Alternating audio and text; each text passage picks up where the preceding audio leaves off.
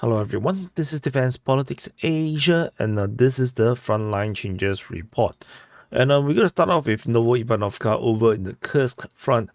And there is geolocation of Russian forces over on this western flank of the Kursk front.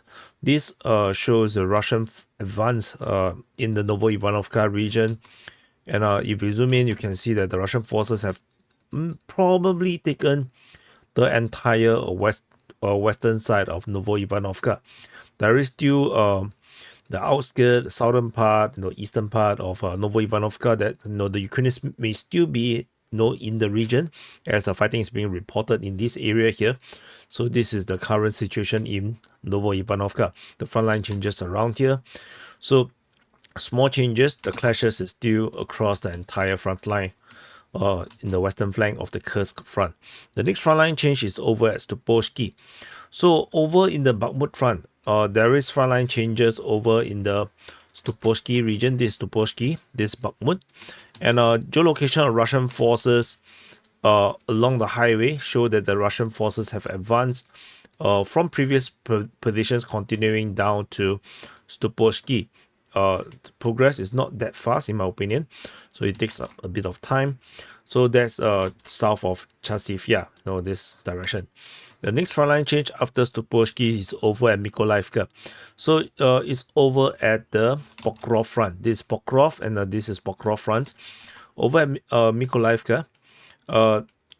So this is MKK, Mykolaiv, Krasnaya Krutia, and so this big city over here, this is Minograd. So geolocation of Russian forces along the tree line confirmed that the Russians have advanced in this area here, securing the this northernmost part of the tree line that will actually help them to protect this area, this open ground east of Promin over here. So this will kind of protect the flank as the Russians continue to push towards Promin from Mykolaiv. So that's all from Mykolaiv. The next frontline change is at Selydove. So you probably heard this already. The Russian Defense Ministry have announced the capture of Selydove, and they make sure that they repeat it twice. They repeat it in today's report again that they have captured Selydove. So they must be very desperate for people to know that they have done such a thing.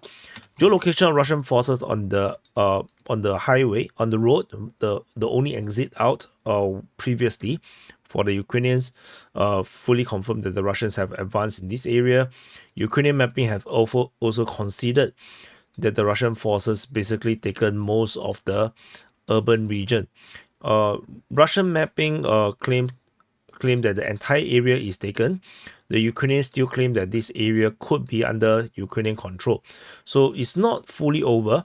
At this moment, there is still this possibility that the Ukrainians still have this area here. This area here. So, which is also why the Ukrainian Defense Ministry is still talking about fighting at Selydove.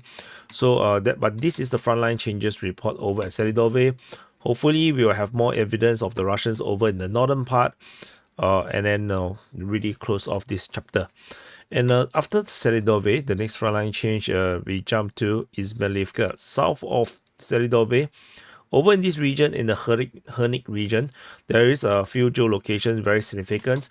Over in the center of Krakove, in the west of Krakove, as well as on the southwest of Herynyk. And combined, this actually confirms Russian advance in the south of Herynyk with the Russian forces entering into Kharkivka. In fact, the speed of the advance shows that there is actually hardly much resistance. And the Russian forces also raised the flag on the western part in this mining region. And with the geolocation at the end of Herynyk also confirms the capture of Herynyk. This geolocation also helps to confirm that Izmailivka is under full Russian control. So the Russians is now also confirmed to have captured Izmailivka. So over here, so this is confirmed. The battle of Kharkivka is now ongoing right now. So if I move this mapping down a bit, you will see that Ukrainians allegedly still have quite a big amount of areas around here, but yeah, this is coming, and So that's all. That's all from this area here in the Herynyk region.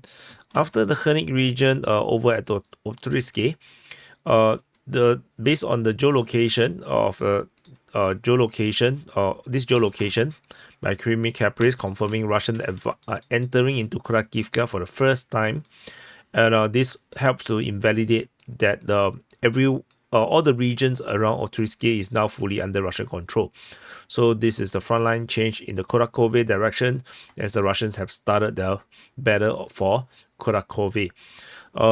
And there is still more frontline change. And over at Bohov-Yevlenka, over in the Donetsk front, Russian forces, after the capture of Bohov-Yevlenka, continue to push northward. And based on the Ukrainian mapping, have confirmed that the Russians have captured all this area north of Bohov-Yevlenka, moving towards Trudove. So this is the frontline change over at Bohov-Yevlenka. Over at Novoyukreenka, the Russian forces have confirmed to have captured the entirety of Novoyukreenka. This frontline change is reported by the Ukrainian side, confirming that the Russians have success over at Novoyukreenka, resulting in the full capture, confirmed by Deep State UA as well as by DPA. So the next frontline change after Novoyukreenka is over at Yasna Polyana. So this geolocation is also by Ukrainian mapping. This confirmed that the Russian forces have taken almost the entirety of Yasna Polyana, and this is on the verge of capture. I believe that in the next 48 hours, you're going to see the confirmation of the capture of Yasna Polyana, Shataske, and whatnot. And just one last thing before you go. This is not frontline changes, but the Russian Defense Ministry have announced. So this is the Kupiansk, this is Pischane, and over the Pischane front, Russian Defense Ministry has announced the capture of Kuliakivka. So this is Kuliakivka, and this is the crossing towards Senkove. This is the Oskil River, and Russian forces has now, according to the Russian Defense Ministry, have fully captured Kuliakivka. And given the tide of war, the advancement of the front line, as the Russians was pushing southward, already fighting is being reported over in Zarizove. So this actually more or less confirmed that the Russians has indeed have this full capture of Kuliakivka, because in the north the Russians also is advancing towards Kolesnikivka. So there's a high chance that this in-between area here is unlikely to have Ukrainian forces. So the Russians securing all these areas would have confirmed that the Russians have captured the full of Kuliakivka. But we have no objective evidence of that. So this is just my analysis of the situation. So anyway, this is the announcement of the capture. So thank you for watching. Press the like button, subscribe. Just a quick update on the latest frontline changes in the Ukraine war. This is the latest mapping, and I'll see you guys in the next update.